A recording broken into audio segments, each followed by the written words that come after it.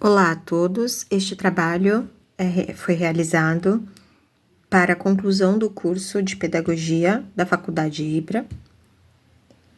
É sobre a utilização de jogos no processo de ensino-aprendizagem nos anos iniciais. Os anos iniciais, colocados nesse artigo, refere-se ao 1º ao 5º ano do ensino fundamental, de 9 anos. Qual foi o objetivo deste trabalho? Analisar o uso de jogos como metodologia de ensino nos anos iniciais e também discutir as vantagens, desvantagens, tipos de jogos e estratégias para a diversificação das práticas em sala de aula. Justifica-se o desenvolvimento deste trabalho devido a eu ter participado de várias capacitações sobre jogos e gamificação, também sobre a necessidade de promover a aprendizagem mais dinâmica, interativa e significativa para os alunos atuais, e o alinhamento com as metodologias ativas e inovações pedagógicas. Eu já sou professora de matemática e utilizo bastante jogos no ensino-aprendizagem no Fundamental 2. Agora, quero levar isso para dentro da sala de aula e levei isso durante os meus estágios com a colaboração dos professores no ensino fundamental 1. A metodologia utilizada foi uma pesquisa bibliográfica, uma análise crítica de obras e artigos sobre jogos na educação e também a comparação de diferentes abordagens metodológicas. Vendo toda a transformação que está sendo vivida pela educação nos últimos anos, isso tem trazido e intensificado a utilização de métodos diferenciados para alcançar e buscar a atenção dos alunos, o que é muito difícil hoje em dia. Então, os jogos, eles são motivadores, envolventes e oferecem um ambiente onde a aprendizagem acontece de forma lúdica e interativa.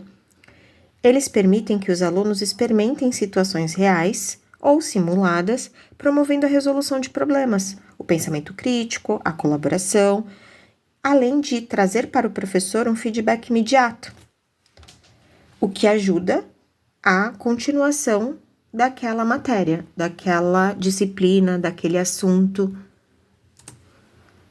A fundamentação teórica, ela traz, os jogos como instrumento facilitador, a importância do papel do professor como mediador e também conexão com metodologias ativas e tecnologias educacionais.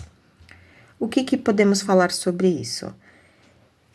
Os jogos, eles facilitam, como eu já falei, porque é uma nova ideia, as evoluções tecnológicas, as novas descobertas na área da psicologia educacional têm aprimorado e evidenciado esse potencial. O que faz com que os professores eles precisem se atualizar, eles precisem aprender novas táticas, novas metodologias, para que o aluno possa voltar a se interessar e aprender de uma forma mais consolidada, que é o que está faltando muito hoje em dia.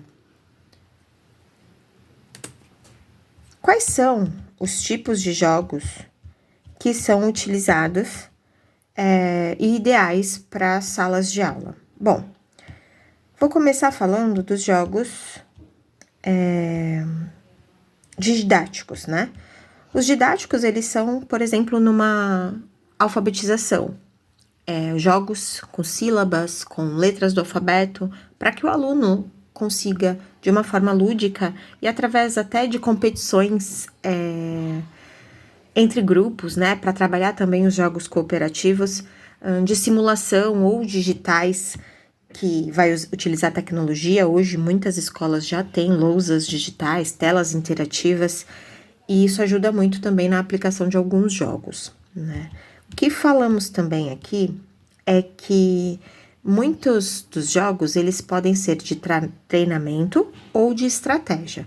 Por exemplo, de estratégia, você pode jogar uma situação problema e ela vai fazer com que um grupo de alunos, ou duplas, trios, de acordo com o que o professor ache mais viável, possa identificar modos de resolver aquele problema. Não só um problema matemático, mas um problema científico, um problema histórico. e utilizando todas as matérias. E o de treinamento já é aquele que você aprende primeiro e depois você vai utilizar o jogo para que o aluno possa treinar aquilo que foi aprendido de uma outra forma, de uma aula expositiva ou algo do tipo. Quais são os benefícios dos jogos?